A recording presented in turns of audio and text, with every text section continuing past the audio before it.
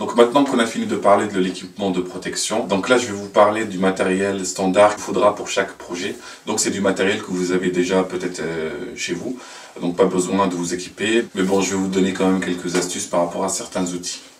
Alors la première chose, le traçage forcément. Voilà, comme je vous ai dit, un simple crayon à bois peut largement faire l'affaire. Donc comme ça c'est des crayons de menuisier qui ont une pointe assez large. Donc là généralement ceux-là, c'est voilà, on les taille avec un cutter ou avec un couteau bien aiguisé. Mais bon, si vous n'en avez pas, un crayon, on va dire simple, voire comme celui-là. Alors celui-là c'est mieux. Alors ce type de crayon c'est un peu plus fragile, enfin carrément plus fragile, mais je le préfère parce qu'il est très fin. Enfin le trait il est très fin et du coup ça me permet d'être vraiment précis dans mes mesures. Donc ça peut être vraiment utile pour certaines mesures. Bon, voilà, si c'est des petites pièces, privilégiez ce type de crayon. Si c'est des grosses pièces, bon, à ce moment-là, vous pouvez utiliser celui-là ou celui-là, ça peut faire largement l'affaire. Donc après, il y a différents types de feutres ou de stylos. En stylo, bah, j'utilise celui-là, donc pareil, il a une pointe assez fine, donc ça me permet d'être un peu plus précis.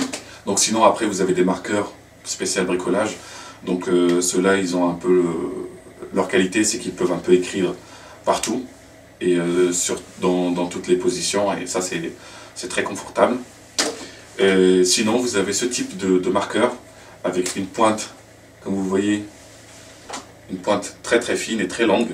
Alors pourquoi? Tout simplement parce que des fois, quand vous avez des trous et que vous voulez, je sais pas moi, marquer un trou sur votre mur, forcément il vous faut quelque chose qui soit assez pointu pour passer à travers votre trou.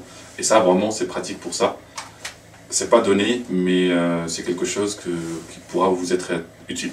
Mais bon, vous l'aurez compris, n'importe quel stylo ou crayon pourra largement faire l'affaire. Ensuite, pour mesurer, donc forcément il vous faudra donc un mètre ou une règle. Donc il y a l'outil standard, bon, le mètre standard de différentes tailles. Donc là je pense que ça doit être 5 mètres, 3 mètres, 2 mètres. Donc moi je vous conseille d'avoir 1 de 3 mètres généralement, c'est la moyenne. On n'utilise pas des gros mètres, ça sert à rien. Celui-là, il est assez léger et du coup très pratique. Alors, une chose qu'il faut savoir sur les mètres, il y a des mètres pour droitier et des mètres pour gaucher. Alors comment on peut le savoir forcément?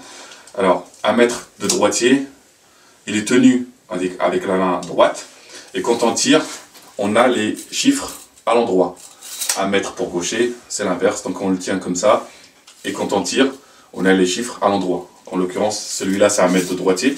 Alors, pour mon utilisation, je trouve ça un peu bête, parce que pour moi, j'ai l'habitude, au contraire, de tenir mon mètre avec la main gauche, et de tirer comme ça, et après de tracer. Donc je trace toujours avec ma main droite. Donc si vous êtes droitier, privilégiez un mètre pour gaucher, et si vous êtes gaucher, privilégiez un mètre pour droitier. C'est tout bête, mais je ne sais pas pourquoi ils ont commencé à inverser les choses comme ça. Voilà, comme ça, tac, et on trace, et non pas l'inverse. Non pas l'inverse, parce que étant donné que je suis voilà, droitier, je trace avec ma main droite. Vous ne le trouverez pas n'importe où, donc des mètres pour gaucher existent certainement sur des sites internet, mais en magasin, c'est très rare d'en trouver. Donc après le mètre rigide, je vous conseille d'avoir un mètre souple. Donc celui-là, alors pourquoi je vous conseille d'avoir celui-là aussi? Donc ça ne sert pas que pour la couture, mais ça sert aussi pour calculer des diamètres. Si vous avez par exemple une surface qui est courbe ou quelque chose que dans ce genre, ça sera très utile. Ça coûte que dalle et franchement je vous le conseille fortement. Après il y a des règles. Donc il y a des règles scolaires. Par exemple ça c'est une équerre voilà, basique qu'on peut trouver dans n'importe quel magasin.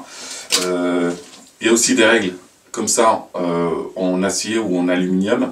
Et il y a aussi des règles de ce type là, donc un peu plus grandes ou carrément très longues, avec des niveaux intégrés, où là on peut savoir si on est, on va dire, à niveau, si par exemple pour installer une étagère ou un cadre, ce type de règle est très pratique. Alors, si vous devez vous équiper d'une seule règle, privilégiez une règle métallique avec un rebord. Pourquoi? Alors tout simplement pour vous protéger les doigts, parce que des fois vous serez amené à couper quelque chose avec un cutter, Et si vous avez quelque chose de plat comme ça, bah, ça peut dérailler et à ce moment-là vous pouvez vous blesser. Alors qu'avec ce type de règle, voilà, vous êtes un peu à l'abri, enfin vos doigts surtout ils sont un peu à l'abri, et du coup vous pouvez couper tranquillement votre pièce.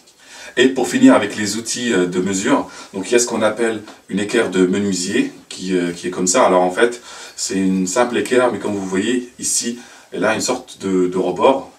Ça permet de la plaquer contre le bois et comme ça on a un traçage, on peut faire un traçage vraiment perpendiculaire par rapport à notre pièce. C'est très pratique et très utile dans un atelier. Alors il y a plusieurs types. Il y a celui-là qui est comme ça en forme de triangle. Je trouve malheureusement qu'ils sont moins précis que ce type-là. Celui-là pour moi c'est le plus précis. Donc généralement vérifiez que votre équerre est là une sorte de vis ici. Alors pourquoi ? Parce que des fois, avec le temps, ou si vous le faites tomber ou un truc comme ça, vous allez remarquer qu'il y a un jeu. Et s'il y a ce jeu-là, et qu'il n'y a pas une possibilité de resserrer et de bien calibrer votre équerre, bah, tout simplement, elle ne sert plus à rien, parce que voilà, vous ne pouvez plus faire des lignes perpendiculaires. C'est le cas d'ailleurs de celle-là. Elle est tombée avec le déménagement et tout. Donc j'ai un léger jeu, qui n'est pas trop énorme, mais je me suis rendu compte qu'à force, enfin juste un écart d'1 millimètre peut influer sur le fait d'avoir quelque chose de perpendiculaire. Du coup je ne l'utilise plus. Du coup j'ai pris un autre en attendant, donc qui est un peu plus perpendiculaire et où il n'y a pas de jeu. Donc ça c'est très important, vérifier qu'il n'y a pas de jeu, et avant de l'acheter pareil, testez-le, posez-le sur quelque chose et vérifiez que c'est bien perpendiculaire. Et pour finir, il y a ce type d'équerre qui est un équerre de maçon. Donc, alors c'est pas ce qu'il y a de plus précis au monde, mais ça peut vraiment être utile pour des gros meubles ou des choses comme ça. Pour un montage, ça peut nous faciliter la vie. Donc après, on va passer au découpage. Alors, tout simple, des ciseaux. Ça, je pense que chacun en a chez soi. Donc, privilégiez donc plusieurs types de ciseaux. Des fois ça se vend en lot, donc il y a des petits formats, des grands formats, des choses comme ça. Donc voilà, ça c'est, je pense que vous pouvez trouver n'importe où, mais un vrai conseil, prenez vraiment une bonne paire de ciseaux, voilà, que vous pouvez découper un peu du carton, du tissu et quoi que ce soit avec, et prenez en parallèle un petit ciseau qui soit très maniable pour les petites découpes un peu sinueuses et tout ça. Après, il y a les cutters, donc il y a différents types de cutters. Donc il y a ceux-là qui sont voilà, rétractables de cette manière-là. C'est pas vraiment pratique ce type de cutter, donc je vous le déconseille. Il y a ce deuxième type-là qui est un peu mieux, je trouve. Ceux-là, ils sont très pratiques, surtout voilà, quand on veut faire des découpes voilà, soit arrondies, soit droites. Mais par contre, si vous n'avez pas l'habitude d'utiliser ce genre de cutter, ça peut être un peu dangereux. Donc ceux-là, je vous conseille quand même d'avoir un peu de pratique avant de les utiliser comme ça. Mais sinon, il y a un troisième type de cutter qui est rotatif comme ça. Donc vous voyez, la lame elle est en forme de cercle. Et du coup, on peut la bloquer comme ça. Et ça fait comme un couteau à pizza en fait. Alors c'est très pratique ce type de cutter. Déjà, si vous n'êtes pas à l'aise avec les cutters, donc je vous conseille de commencer par ce type-là, parce qu'il est un peu plus safe et aussi plus maniable et plus facile à utiliser, par exemple quand on veut faire voilà, une découpe droite ou même arrondie. Et pour finir, il y a ce qu'on appelle les scalpels. Donc pareil, c'est la même famille que les cutters, sauf que ça vraiment c'est pour des tâches très précises, des découpes vraiment très fines et très précises. Pareil, je vous conseille d'avoir un minimum de pratique, un minimum de dextérité. Donc si vous n'êtes pas à l'aise avec ce type d'outils, vraiment, on va dire, faites un peu de pratique en amont avant de l'utiliser vraiment. Donc voilà, cette vidéo touche à sa fin. Donc là, vous avez vu cette première partie qui est consacrée à l'équipement de base et au matériel et aux outils qu'il vous faudra pour chaque projet. Dans une autre vidéo, je vous présenterai aussi les autres outils qu'il vous faudra pour chaque type de projet, et je vous donnerai aussi des astuces par rapport à ça. Voilà, j'espère que cette vidéo vous a plu. Donc si vous avez des questions par rapport à tout ce que j'ai dit, ou si vous avez besoin de plus de détails, n'hésitez pas à me le faire savoir, soit en commentaire, soit par mail. Donc je serai ravi d'y répondre. Alors si vous avez aimé cette vidéo, n'oubliez pas de la partager, de la liker et surtout de vous abonner à la chaîne. Quant à moi, je vous retrouve dans d'autres vidéos. Allez, salut!